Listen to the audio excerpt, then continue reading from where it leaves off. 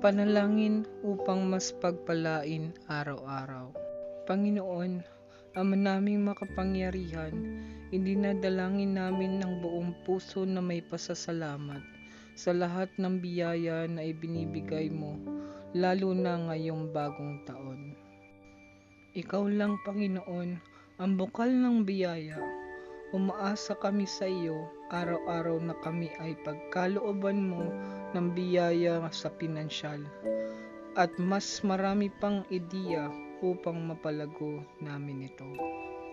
Inalalapit ko rin po na ngayong buwan at taon ay declared and proclaim na lahat ng utang namin ay aming mababayaran at magkakaroon kami ng financial stability na aming inaasahan.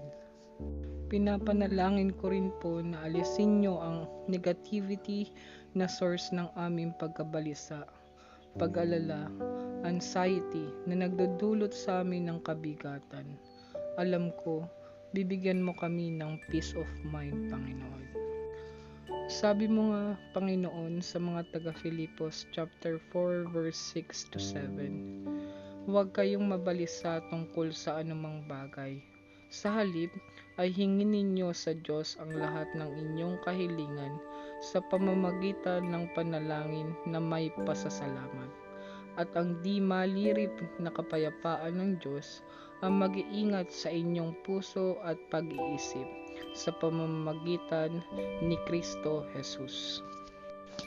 Alam ko, Panginoon, hindi mo kami pababayaan magkulang sa araw-araw. Sa buwan na ito, ikaw ang magpo-provide. Lahat ng ito ay pinapaabot namin sa matamis mong pangalan, Hesukristo. Amen. Patuloy ko pa rin pong pinapanalangin at inilalapit sa iyo, Panginoon, ang kanilang mga hinaing at dalangin na iyong dinggin, Panginoon, lalong-lalong ngayon sa bagong taon ng 2024, nawa matupad ang kanilang mga panalangin. Ikaw ang kanilang inaasahan.